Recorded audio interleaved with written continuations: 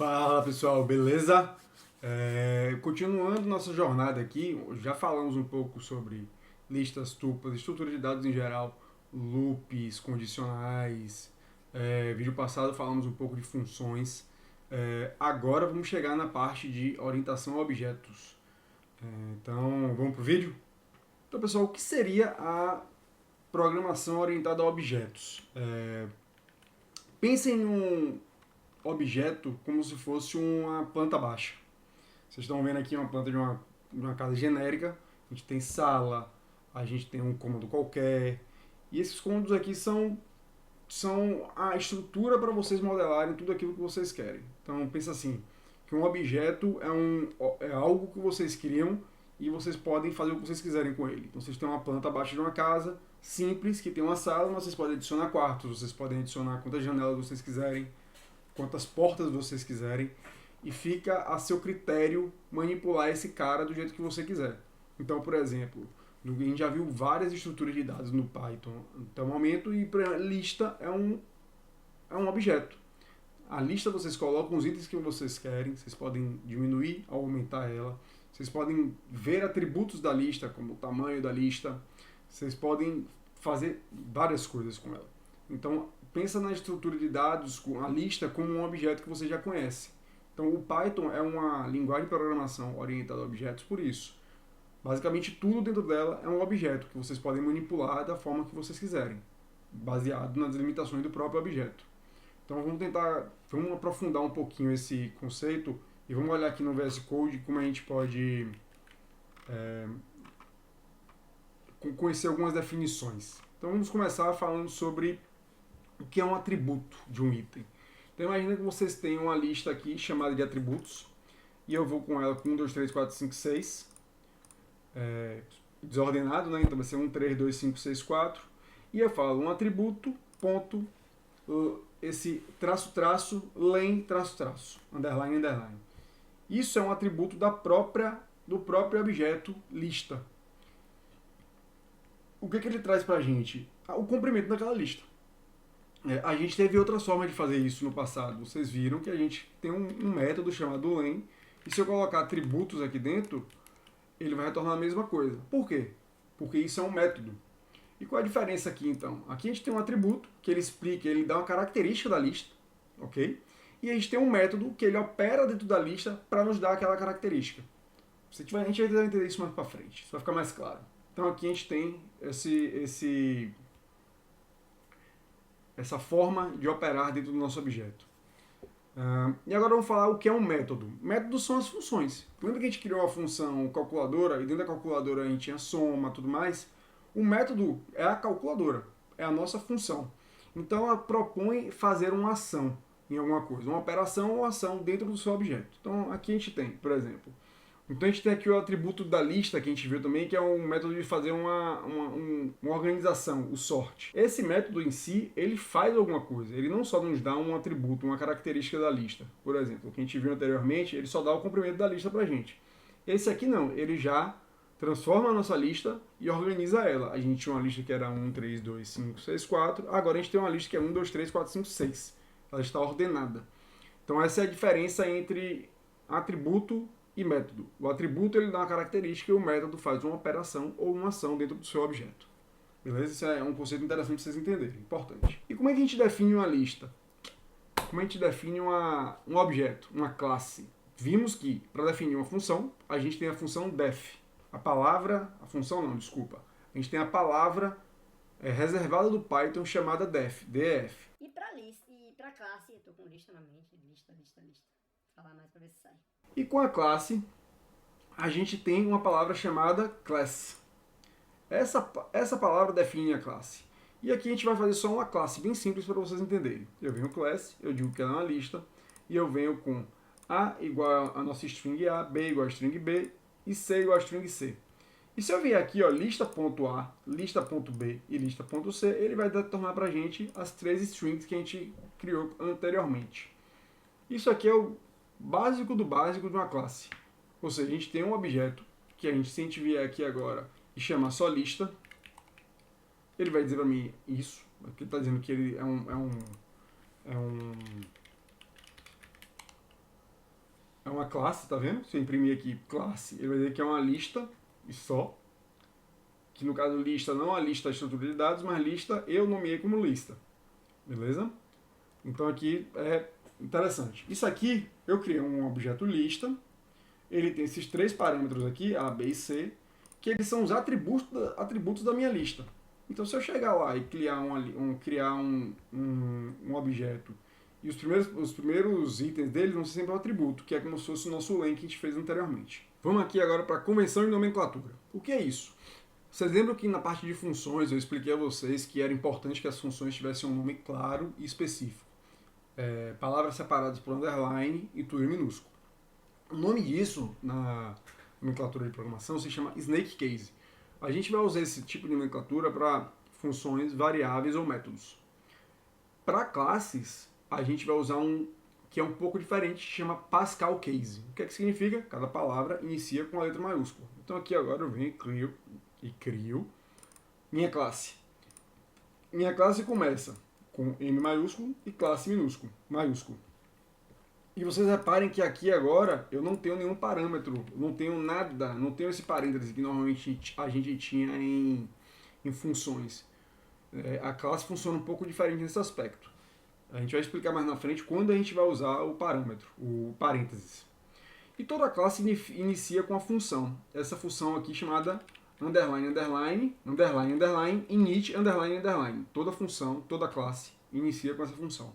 E a gente tem uma palavra aqui, que é uma palavra convencional, que a gente chama de self, e depois a gente coloca os nossos parâmetros. O que eu estou fazendo aqui então? Eu estou iniciando nossa classe, que nem eu iniciei na classe anterior, lista. Eu estou chamando a minha função definite, que é para iniciar a nossa classe, e eu chamo esse self. E eu coloco aqui parâmetro 1, parâmetro 2 e parâmetro 3. Isso são três coisas que você vai colocar ao você instanciar a sua classe. Ou seja, quando você iniciar a sua classe. Então eu venho aqui e falo, o meu self parâmetro 1 vai ser igual ao meu parâmetro 1. O meu self parâmetro 2 igual a parâmetro 2 e self igual a parâmetro 3 igual a parâmetro 3. Eu vou rodar isso aqui e eu vou chamar agora a minha classe.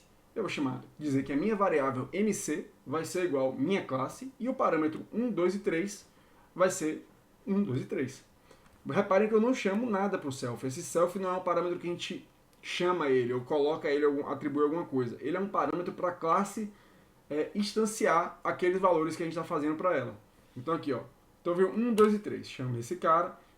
E aqui a gente tem, dentro da nossa função, a gente tem os atributos do nosso objeto. Então se eu vier aqui mc.par1, ele vai me dizer que é 1. Se eu vier com parâmetro 3, opa, dá aprendendo a escrever. 3, ele vai dizer que é o meu parâmetro 3. Certo? Agora eu quero que vocês entendam uma coisa sobre esse self aqui. Eu disse a vocês que isso é uma palavra convencional do Python. Self é a palavra convencional, mas toda classe, na função init, vocês precisam declarar alguma coisa. Então, se eu quiser declarar uma palavra você, veio da minha cabeça VC, eu posso botar VC par1, VC par2 e VC par3. Mesma coisa. Se eu venho aqui, instancio minha classe e eu chamo mc par1, a mesma coisa. Então eu vou ter o mesmo resultado. Outra coisa também que vocês devem ter notado. Lá no início eu coloquei aqui o self, eu botei o par1 e eu botei self par1. O que seria isso? Porque eu estou repetindo isso aqui e isso aqui. Na realidade, o que eu estou fazendo é pegando aqueles parâmetros iniciais que a gente deu para a nossa classe e instanciando eles dentro da classe como esses selfs. Esses carinhas aqui, esses três aqui, self par1, 2 e 3, eles vão ser os parâmetros que a gente vai usar mais à frente para fazer operações com eles.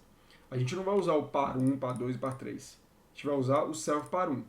Esse cara precisa ser igual a esse cara aqui? Não necessariamente. Por que a gente faz isso? Para facilitar a leitura.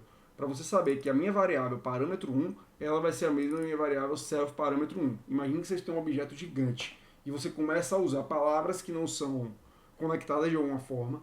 Para alguém ler o código de vocês fica muito difícil. Então, por exemplo, eu chego aqui agora e mudo esse self e boto um VC. E em vez de chamar esse par1, vamos agora para um exemplo que é novo, e eu chego aqui e falo que o meu self A vai ser meu parâmetro 1, que meu self B vai ser meu parâmetro 2 e meu self C vai ser parâmetro 3. Para esse código pequenininho, não tem problema nenhum. Fica fácil de entender. Porque a gente está olhando aqui e falando assim, tá bom. Mas imagina uma coisa muito maior. Então assim, isso aqui vai funcionar igual. Porque se eu chamar aqui o meu atributo C, que é esse atributo aqui, ele vai me retornar o valor 3, que é o atributo 3, que a gente chamou aqui no parâmetro 3, que ele está aqui parâmetro 3, e ele vai retornar o 3 para a gente. Beleza? Isso não é o ideal. Tentem sempre escolher o nome de variáveis que façam sentido para quem for ler depois. Isso é o recomendado. Agora vamos criar aqui uma outra classe. E eu vou criar novos atributos em cima dela. Imagina quando vocês criaram a lista de vocês lá. A lista é 1, 2, 3, 4, 5, 6. Em algum lugar vocês colocaram o atributo dela do tamanho dela? Não. Você só se preocupa em criar a lista e pronto. E fazer as operações em cima dela. O Python já vai criar vários atributos para você por trás. Significa que o objeto lista, ele tem várias funções e vários métodos e várias outras coisas que vão retornando para você. Por exemplo, vamos pegar aqui a nossa minha classe de novo. Os mesmos parâmetros, as mesmas coisas iniciais, só que eu agora vou criar dois novos atributos. Um atributo parâmetro 4 e um atributo parâmetro 5. O que esse atributo parâmetro 4 vai ser? Ele vai ser o meu parâmetro 2 mais o meu parâmetro 3. E o que esse atributo parâmetro 5 vai ser? Ele vai ser o meu self parâmetro 2 mais o meu self parâmetro 3.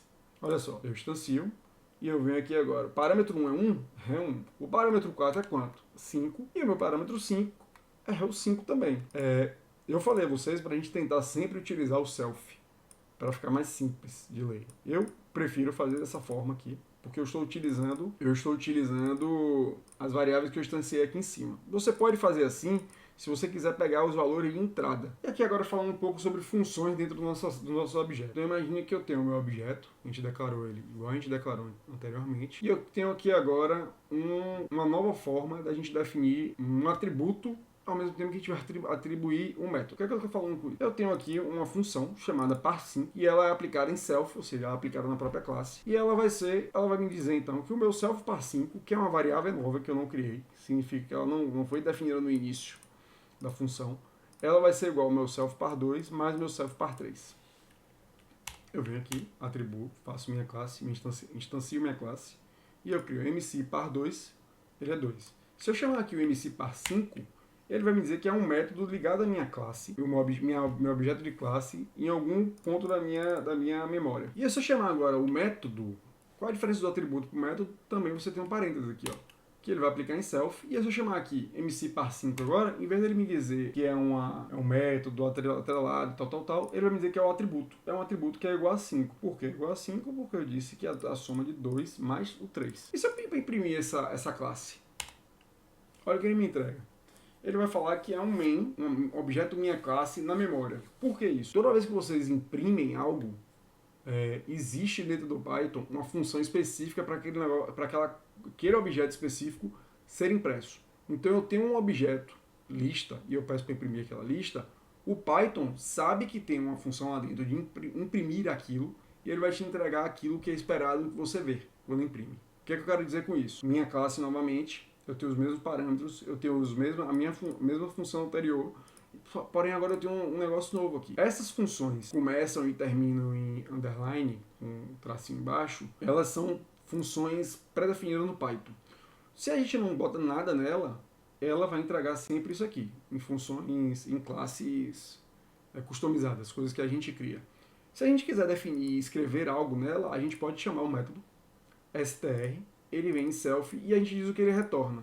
Então eu pedi para retornar aqui essa string, meus parâmetros, para 2 pontos, transformo em string o meu parâmetro 1, faço a mesma coisa com o parâmetro 2, faço a mesma coisa com o parâmetro 3 e falo, tá bom, vou instanciar e vou pedir para imprimir. Vamos pedir para imprimir. Aí eu estou tendo uma impressão, ó. Eu estou tendo aquele display na tela. Meus parâmetros, parâmetro 1 igual a 1, que foi o que a gente colocou aqui, igual a 2, igual a 3. Então isso é interessante, existem diversas palavras definidas dentro da estrutura de classes dentro do Python e eu recomendo vocês olharem. O str, que é o string, que retorna algo quando a gente pede para imprimir na tela, é um deles. E agora vamos falar aqui de nossa calculadora. Falamos dela lá em funções, fizemos uma calculadora simples, e aqui a gente vai agora fazer nossa calculadora simples, porém mais menos código, digamos assim. Sem precisar ter if, sem precisar ter else, sem precisar desse tipo de condicional. Então aqui eu tenho a minha classe calculadora. Eu defino o inicial dela, que vai ser um x e um y, que a gente vai usar. Eu falo que meu self x é igual a x e o self y é igual a y. E eu falo que o def soma, que é a função soma, vai retornar soma. Subtração, subtração, multiplicação, multiplicação, divisão, divisão. Se eu chamo esse cara aqui, e eu falo def calculadora, vai ser igual a calculadora 10 e 5, significa que eu vou fazer operações dentro do 10 do 5. Se eu peço para mostrar isso, ele vai me dizer que é uma calculadora. A gente não definiu nada para imprimir, nem nada do tipo. E eu venho calculadora, ponto subtração. 10 e 5. 10 menos 5, 5. Calculadora, ponto soma. 10 mais 5, 15. Então é isso que o básico de objetos. A gente vem aqui agora construindo novas formas de profissionalizar o nosso código. Por que eu acho interessante o aprendizado de objetos? Em algumas literaturas, eles sempre recomendam a gente diminuir a quantidade de parâmetros ou de coisas que a gente escreve. Por exemplo, uma função que é muito grande, que tem mais de 4, 5, 6 parâmetros, significa que ela está fazendo mais do que uma coisa. Imagina que vocês estão tendo uma função para carregar um documento, ler o documento, dividir o documento e salvar o documento em algum lugar. Isso poderia ser uma classe chamada documento, em que uma função vem com carregamento, outra função vem para divisão, outra função vem para salvar. Então isso deixa o seu código mais limpo e mais simples de entender. Então eu recomendo sempre usar os objetos quando vocês começarem a criar funções que são muito complexas, que fazem um código muito grande e ficam muito difícil de entender. Quando vocês criam objetos, vocês vão dividindo ali em pequenos pedaços e aquilo fica mais simples e mais fácil de você escalar mais rapidamente. Então, essa é a primeira parte de objetos. Eu vou trazer ainda uma outra parte que eu acho bastante interessante sobre inheritance, que é como você usar um objeto que você já tinha e acrescentar ou incrementar ele de alguma forma. Beleza? Então, esse é o vídeo sobre objetos. Obrigado, valeu!